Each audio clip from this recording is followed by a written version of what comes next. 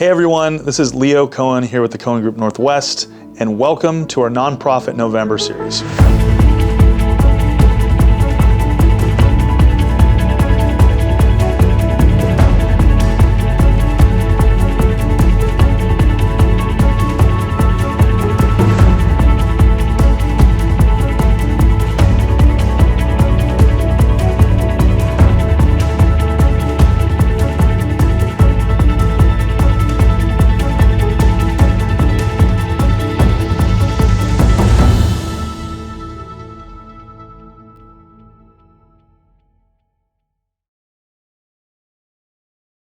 Kicking things off with week one, we are taking a look at Lighthouse Mission Ministries, an organization who's been serving Bellingham's homeless community since 1923. Lighthouse aims to be a consistent friend to people in homelessness. This is done through 4 distinct programs that come alongside people wherever they're at, to offer hope, give dignity, serve, and support as they leave homelessness behind.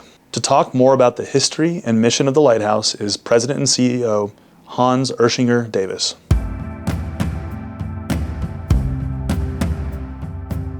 My name is Hans Erchinger-Davis. I'm the President and CEO of Lighthouse Mission Ministries in Bellingham, Washington. So Lighthouse Mission Ministries has been operating for 100 years in our community. And it began 1923. There was a few things in play at that time. Bellingham was a growing town. We had a big fisherman population and logger population and whatnot. And these folks were coming on hard times. Some of them, they came out west to strike their fortune. Wasn't working out for them. They saw the need for a mission to be there to help support these typically men that were coming on these hard times. The need was there. There was a big movement at one point. A guy named Billy Sunday was kind of the Billy Graham of his day. And Billy Sunday was passing through on a revival. They had a 7,000 person tent set up and usually raised support to go to the next city.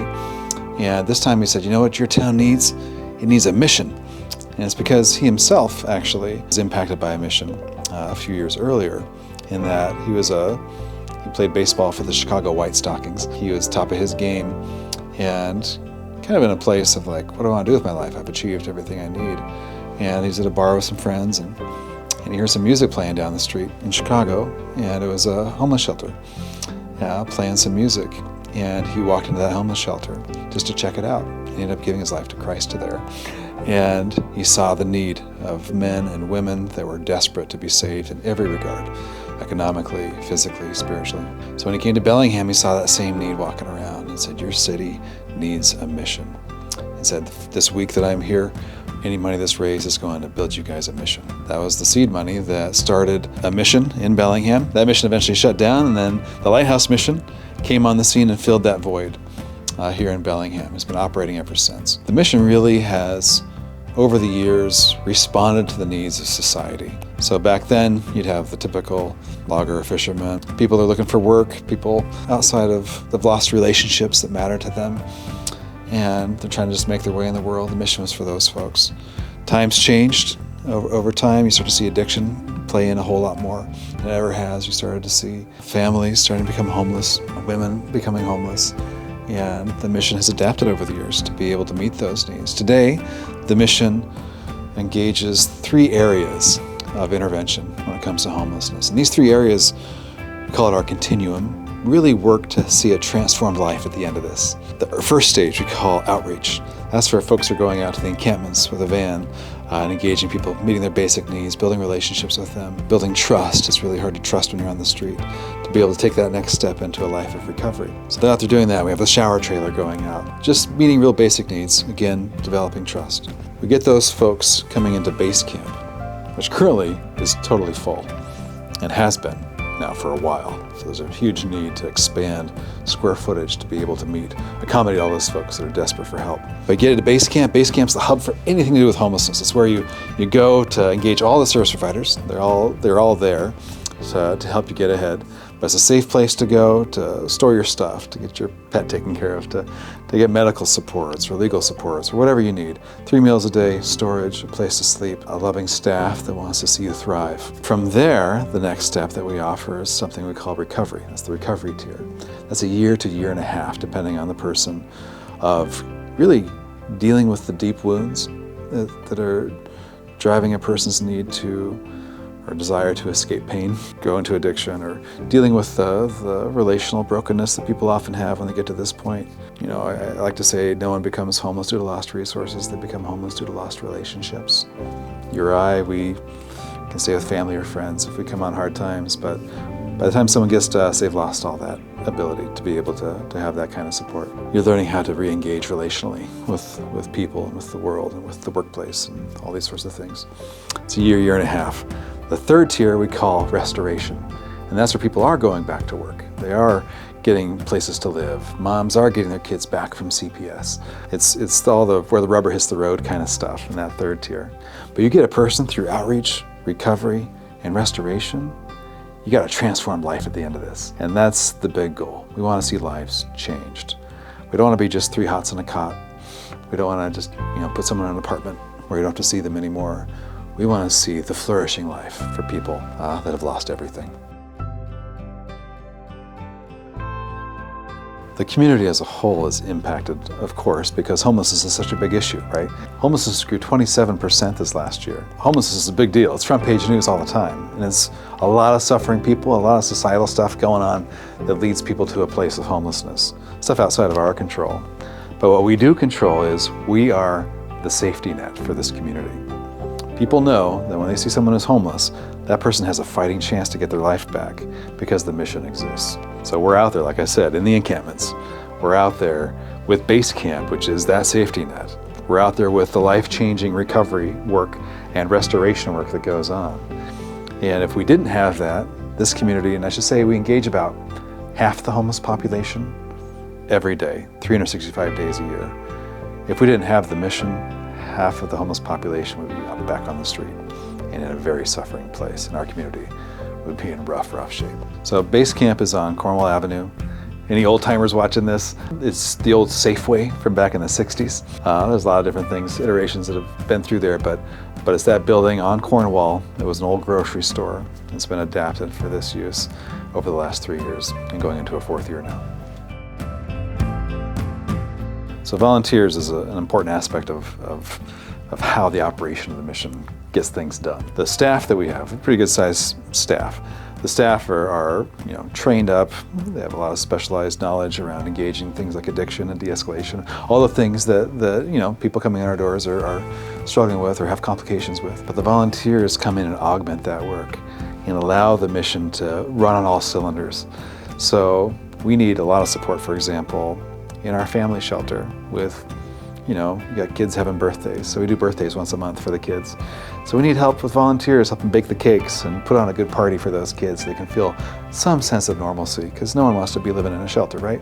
Or have to be living in a shelter, so we want to try and make it as special as we can. So volunteers can help that way. We need help with volunteers at our base camp facility, right? Help them man that front desk, for example. People come up all the time saying, I need a pair of socks, or do you have any, aspirin or whatever.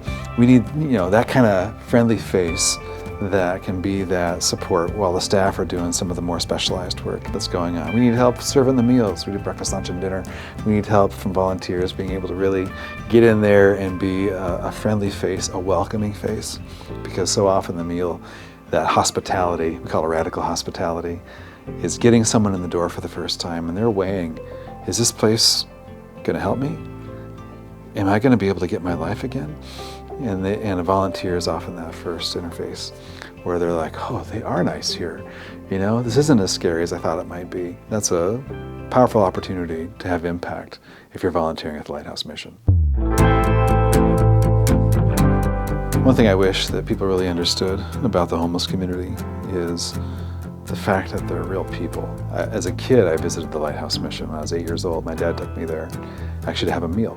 And we sat down and I was scared out of my mind because there was these really rough looking old dudes, around the table. And I remember, a little funny note was I saw these boxes on the sidewall loaded with day-old donuts and I thought, wait a minute, being homeless is awesome. All the donuts you can eat, right? I quickly realized that's not always an awesome thing, but here I am sitting with these guys and they're looking rough and I'm kind of scared. I'm eating this meal next to them. And they start asking me questions like, oh, you go to school, stay in school, these kinds of things. I'm like, oh, these are normal, these are people. And yeah, they got some problems. Obviously, they're here, but they're people. They got hopes and dreams. They got families they've come from. They had a mom or a dad that loved them. Like, they're people.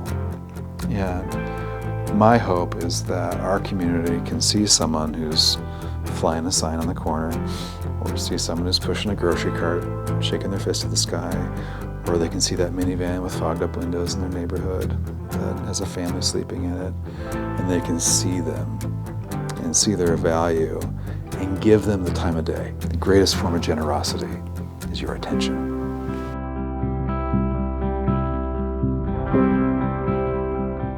Bellingham and Whatcom County can support us in a number of ways. The mission obviously is meeting a lot of need.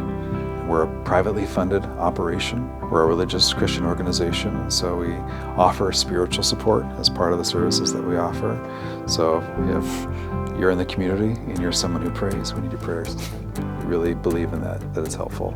Our staff need that kind of support too, and know that they're not alone in this. But we also need, of course, the financial fuel to keep the lights on, to keep doing the work, to pay market rate wages to our staff, that they're able to do the work and thrive and feel the impact that they're doing and know that they're doing a good job. They need that. We also need the volunteer support.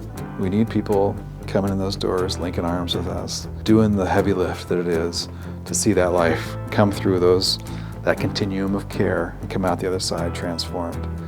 And the beauty is too, when you volunteer, when you support in all the ways I'm talking about, you're changed in the process as well. There's a great joy that comes from being a generous person, walking alongside people that are suffering, because you're reminded that, you know what, I could be there too. And it's a good wake-up call for a lot of folks, and it makes you a more compassionate person. So one of the things we've been realizing over the last few years is just the sheer need that's out there. How many people that are lined up outside the door saying we need in because we're suffering out here and we're limited. We only have so much square footage that we can allow people in the door. So we've been turning people away left and right in years past because we just don't have the capacity for it, which breaks our staff's hearts and volunteers' hearts, because we're here to help and we can't help because we don't have the space. This new building project that we're up to is going to double the capacity. It's going to meet the need for decades to come. That is a huge thing for our community, to be able to have that. Because now, when someone's sleeping in your doorway and you say, hey, why don't you head down to base camp? Right now, might get turned away. We don't have the space. We're full. But with a new facility, we're going to have the space. The odds of getting turned away are much less. Now you have hope for that person, that they're going to actually be able to get their life back and have a compassionate crew of people that are surrounding them and supporting them in this process.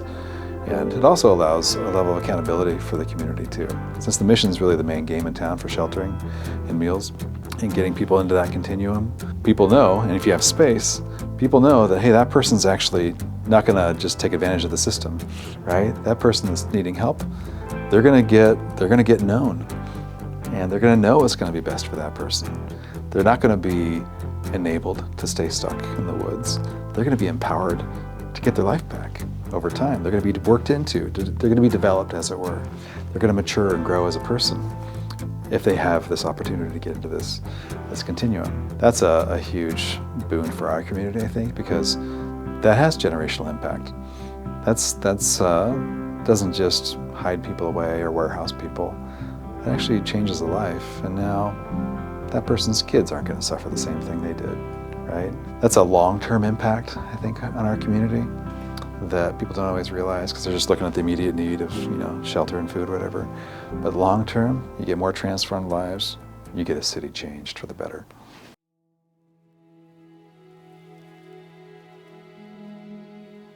So some of the major challenges that we're looking at for 2024 is, one, we're still turning people away.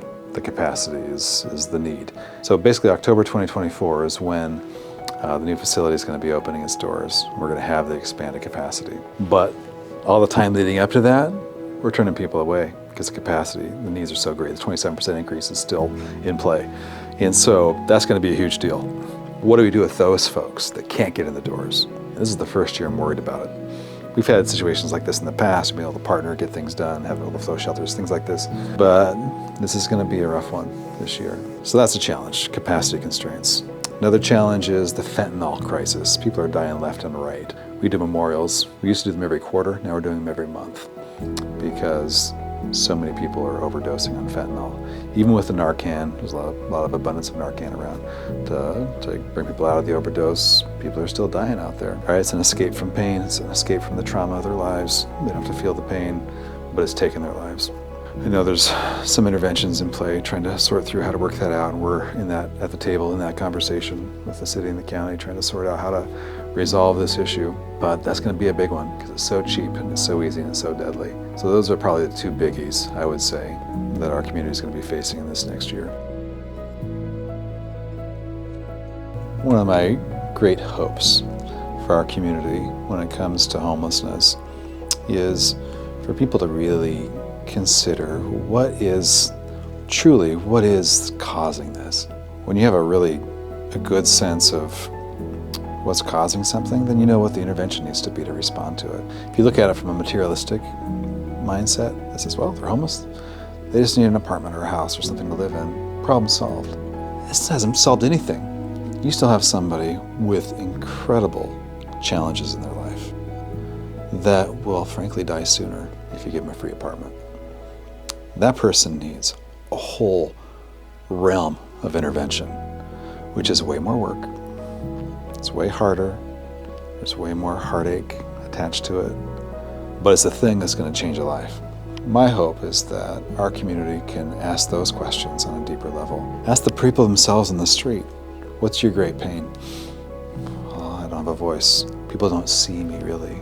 People don't understand my autism, or they don't understand my brain damage, or they don't understand what it's like to live in addiction and not be able to control yourself. They don't understand why I keep making these choices to go after, men that abuse me, or all these things, right?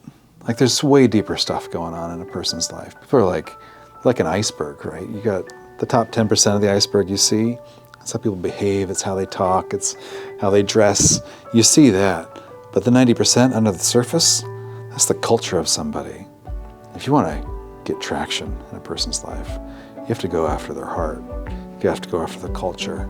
That's why you can't just go off, someone puffing up with street bravado. When they do that, if you're looking at the culture of someone that's doing that, they're asking this question of you. They're asking, are you really going to love me? I'm going to show you my ugliest side. You still going to love me? Because they're hating themselves. They want to be proven right that they are worthless and a piece of dirt. They're going to act that way towards you to see if you really care. And so if you're able to get under the surface and think long haul, not just quick intervention, but long term, what's going to change a person, what's going to change a city, a county, a nation, you got to get at the culture of a person. And so my hope is that the community asks those questions. What's the culture? What's really driving this stuff? Because that impacts how you intervene. And that's why I say things like, lost resources doesn't cause homelessness, it's lost relationships. It's a whole different kind of intervention. The other stuff's way easier, the relational stuff's tough. But if you want to change a place, change a person, that's what it takes. So I hope people ask those questions.